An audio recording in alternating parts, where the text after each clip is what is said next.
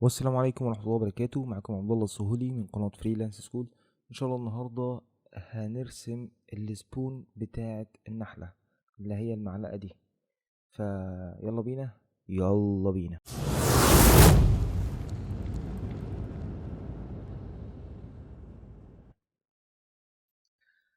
بص يا سيدي، احنا الدرس اللي فات احنا رسمنا النحلة دي. كان درس جميل. لو ما سمعتش الدرس فممكن تخش في الديسكريبشن تحت وهتلاقي لينك الدرس. احنا النهارده الدرس ده ان شاء الله هنرسم السبون بتاع النحلة. هنرسمها ازاي؟ اول حاجه هجهز الكالر باليت بتاعتي. انا كده جهزت الكالر باليت. بتاعتي، وان شاء الله هنرسم دلوقتي السبون بتاعت النحله.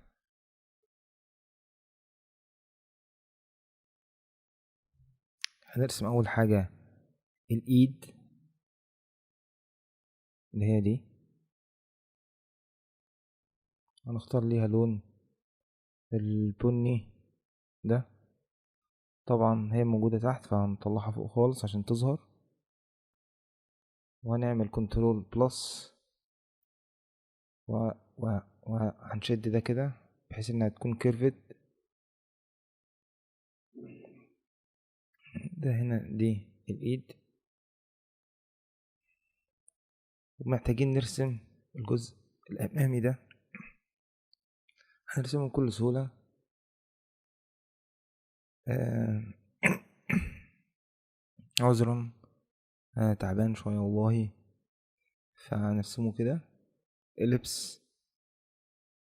نجيب الإليبس كده فوق،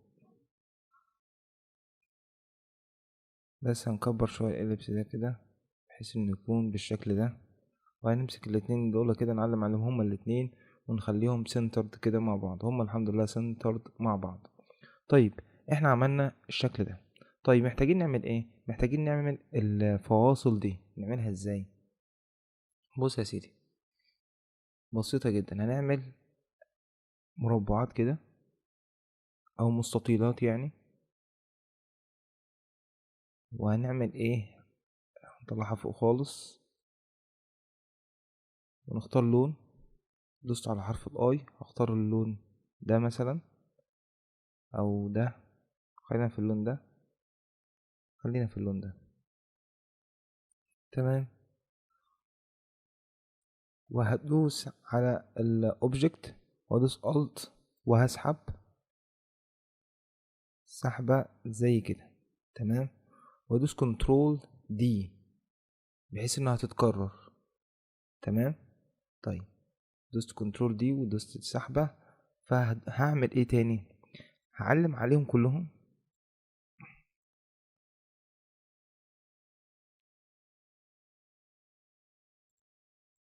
هعلم على الجروب ده كله واعمله جروب، واعلم على اللي ورا دي، واعلم على الجروب واجي عند شيب بيلدر تول. شيب بيلدر تول هي فين بقى الشيب بيلدر تول؟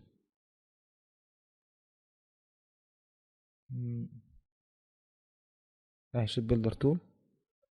فانا هعلم على الحاجات دي بحيث اني امسحها. تمام. وهعمل هعمل، هاجي هنا اعمل ان جروب واعمل ديليت. اعلم على ده كله، انا ده الشيفت وبدوس كليك وادوس ديليت. كده انا ايه؟ عملت الشكل ده. تمام. هكبر شوية بحيث انه يكون ليه مسافة.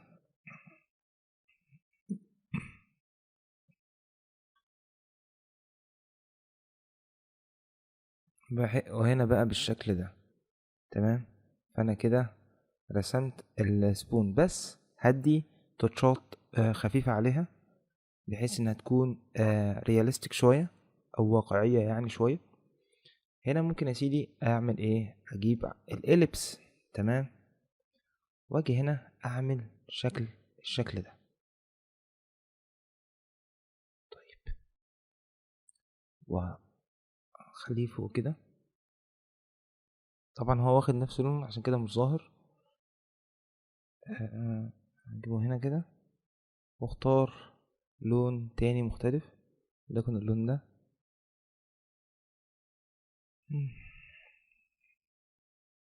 طيب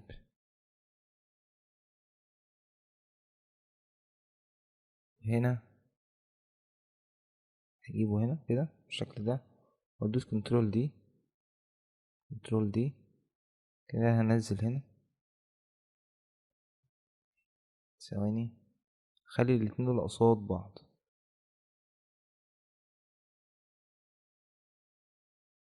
خلي دول قصاد بعض كده، بعدين انزل تاني كده، انزل تاني كده. او ممكن اخليها في واحدة بس. انا كده خلينا بنجرب احنا مع بعض يعني.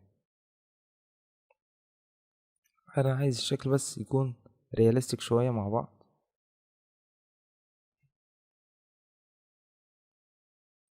خليها سنترد مع بعض، بعلم على الاتنين واخليهم سنترد.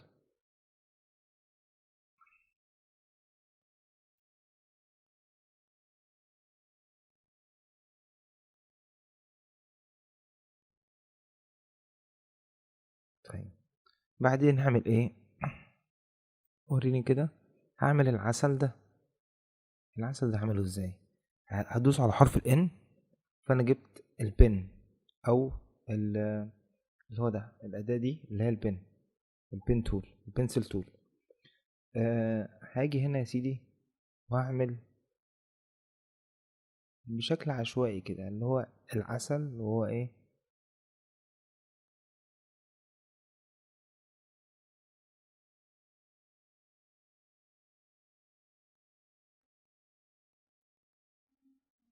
هو بينزل. طبعا علشان هنا الشاشة ما كانتش ظاهرة معايا قوي، فانا هعدل الحتة دي.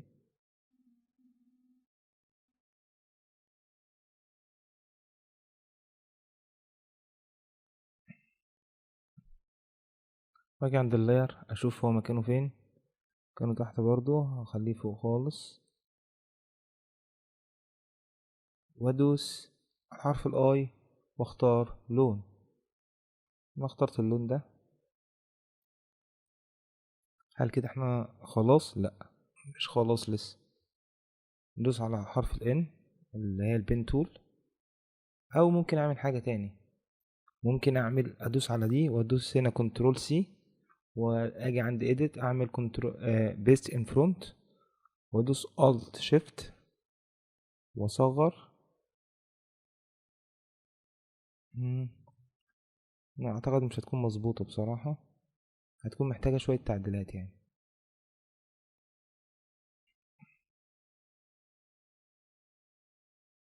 محتاجة شوية تعديلات بسيطة.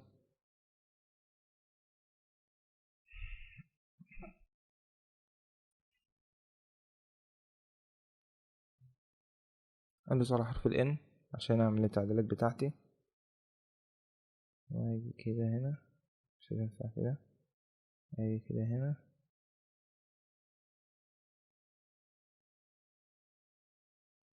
مم.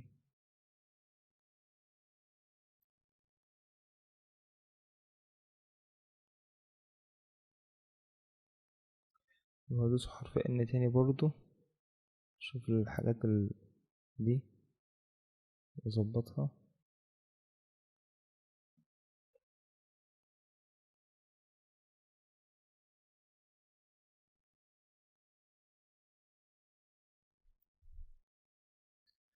واعمل حاجة تاني برضو، هدوس حرف N برضو، خلي دي اللون ده.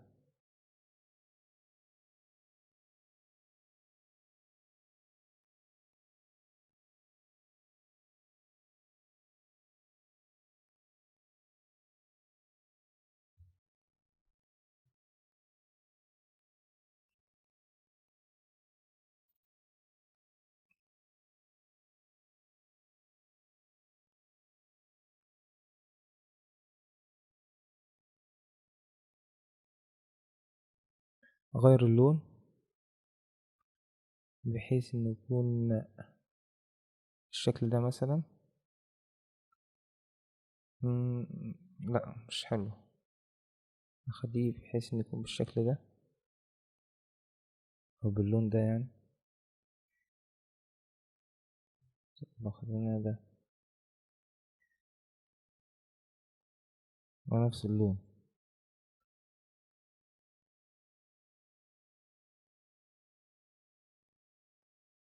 نخليه فاتح شوية كده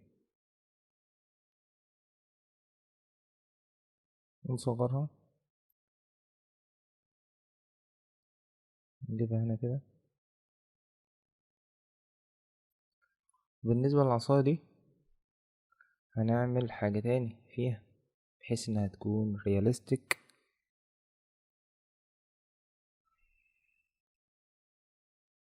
هنجيب دي كده ونختار لون غامق.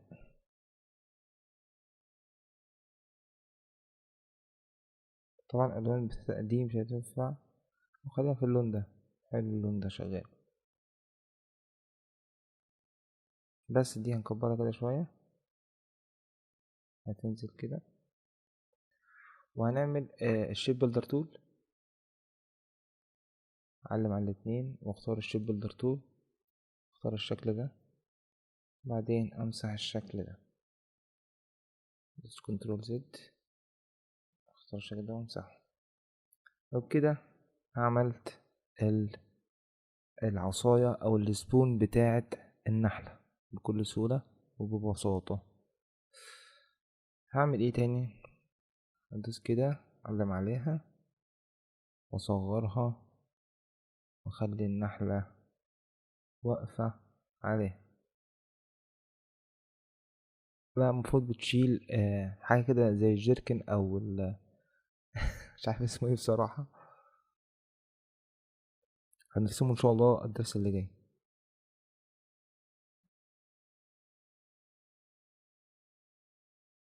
خليها هنا كده،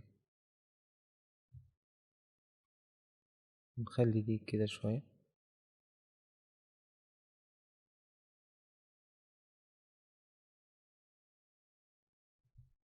بس. فكده احنا رسمنا النحلة وهي شايلة السبون بتاعة العسل. وان شاء الله يكون درس مفيد واستفدتوا بيه.